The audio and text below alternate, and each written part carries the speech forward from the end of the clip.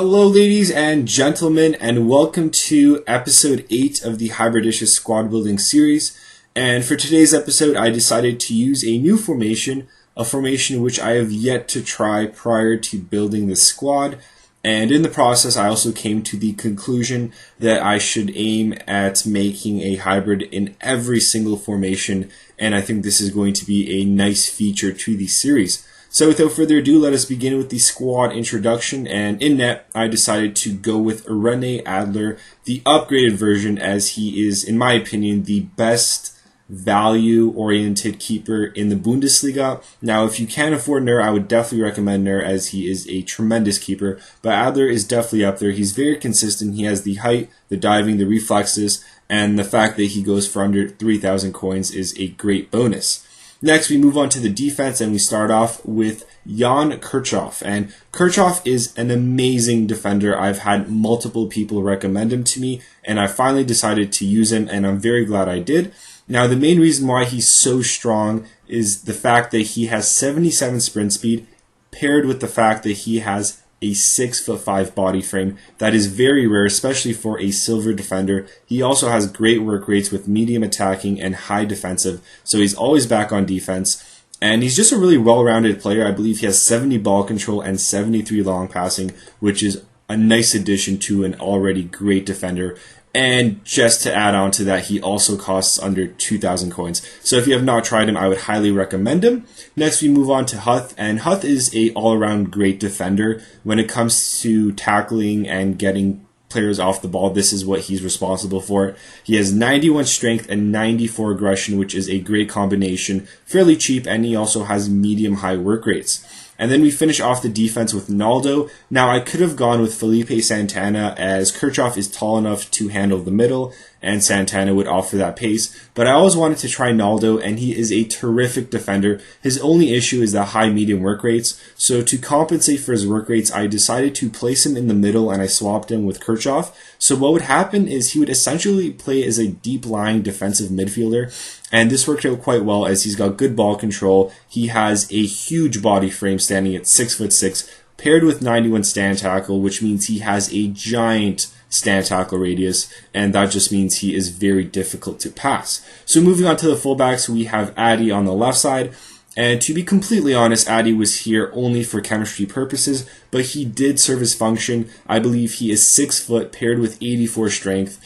And he did exactly what a fullback or a wingback should do, and that is to push forward and support the two midfielders, as this formation does lack players in the middle, and it's really important that the fullbacks are able to support the midfielders when needed, and Kyle Walker, too, was very good at this. Now, he, in my opinion, is the best right-sided fullback that I have ever used in Ultimate Team, mainly due to the fact that he is a physical god. I believe he has 91, hold on, let me find these stats, 94 sprint speed, 89 acceleration, and 81 strength. Those stats are ridiculous. His defensive stats really don't matter when you have physical stats like that, but he's also quite good on defense, and he has a fairly good long shot. So Walker was a great choice on the right side. And then we move on to the midfield. We start off with Polanski. Now, Polanski is a pretty good holding midfielder. He has low-medium work rates, which is great, because if he had, let's say, a high defensive work rate, he would kind of interfere with Naldo's deep-lying position. But he would stay in the middle of the pitch. He has, I believe, 89 aggression and 82 interceptions. So he was pretty much a ball winner and a possession-oriented player. Didn't shoot with him at all, but overall he did his job, and that's all I can ask for, really. And then we move on to Huddleston, and Huddleston is the gem of the team, no doubt about it. I believe he has 5-star weak foot, 96 shot power, and 83 long shots, which is just ridiculous already. Not to mention that he has 90 long passing. This guy is a hidden gem in my opinion, standing at 6'2" with 88 strength as well. He is a strong body, a very good player, and very fun to shoot with. Definitely one of my favorite long shot players on Ultimate Team. Then we move on to the attack, and we have Rafael Volsky, and oh my goodness, do I wish EA Sports included assists. I didn't score too many goals with Volsky, as the center forward tends to push up in this formation, but he was the assist master. He would assist almost every single goal, and I really wish EA would implement some sort of assist statistic, as they do record it in-game. I'm not sure why it doesn't show up. Then we finish off with Jovetic on the right side and Dejan Damjanovic on the left side, the team of the season card, which cost me around 19,000 coins, and I of course will go into greater details as we move on to the goals. Moving on to the goals, we start off with Naldo, the big man, getting me a very nice overhead kick. And as I mentioned earlier in this video, Naldo played that deep-lying defensive mid role due to his work rates, and he was really, really exceptional in that position due to the fact that he has a huge stand tackle radius, and as a result, it's very hard to get by him. Next, we move on to Huddleston, and as I said, Huddleston was the gem of this team, not only because of his long shot stats, but the thing that really makes him special is his 5-star weak foot, because you don't have to worry about which foot you're going to shoot with. If you guys noticed, that shot was done by his left foot, and the next goal, I believe, is shot on his right, which is just a huge bonus because you don't have to worry about positioning him in a way where he could shoot on a strong foot. You just have to worry about getting the shot off, which makes taking long shots a lot easier. And as I mentioned, he's definitely one of my favorite long shot takers on this game, and the fact that he's rated 77 is just ridiculous in my opinion. Next, we move on to the team of the season, Damjanovic. And before I go into Damjanovic's review, I'd like to touch on Volsky.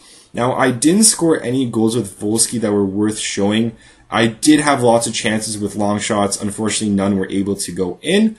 And as a result, I'm not going to show any goals by Volsky, but I will mention that he was a great playmaker. I really wish EA Sports implement the assist stat when it comes to the player card, so you can see how many assists the player has, as it really doesn't make any sense why they wouldn't do so. They already record assists at the end of the game, so it's just a really easy fix. Anyways, Volsky had, I think in one game, 4 assists, which is just ridiculous. He is the pass master. In terms of his stats, I believe he has 90 agility, 87 reactions, which is one of the highest reaction stats for a silver, 76 dribbling, 4-star skills, and 87 shot power. So he has some great stats. Unfortunately, I couldn't do anything with those stats. But moving on to Damjanovic, cost me 19,000 coins. And as you guys can see right there, a beautiful overhead kick. And Damjanovic is the perfect lone striker. Now, I did play him side by side with Jovetic, which he still worked out quite well. But I think he's more fit as a lone striker, mainly due to the fact that he's 6'2".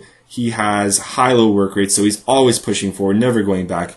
I believe he has 84 sprint speed, 96 strength, and 95 finishing. Now, the only downfall is his 3-star skill moves, which I don't really like, but he was able to score some very nice goals, mainly due to the fact that he's a great finisher. He's got pretty good ball control, really good in the air. I forgot to mention the headed goal that he scored earlier. He did a great job of positioning himself around the player, and as a result, he was able to score. So now we move on to Jovetic, and this team was initially made for Team of the Season Damjanovic. Unfortunately, Jovetic stole the show. He was tremendous. Definitely one of my favorite players on Ultimate Team this year. There's no question about it. He costs under 1,000 coins, and I would definitely rank him with the likes of Arnautovic, as he's tall, he's strong, and he's a very versatile player. More versatile than Arnautovic is for sure. I believe he has 87 agility, 89 dribbling, he's 6 foot, 4-star skill moves, 88 finishing, and 84 shot power. So great shot, great dribbling. And he also has 80 vision with 83 short pass. So he's able to play those 1-2s. He is a tremendous dribbler, 4-star weak foot, and he could finish on both feet as well.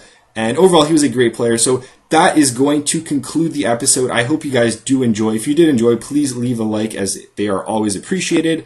And as always, have yourself a wonderful day.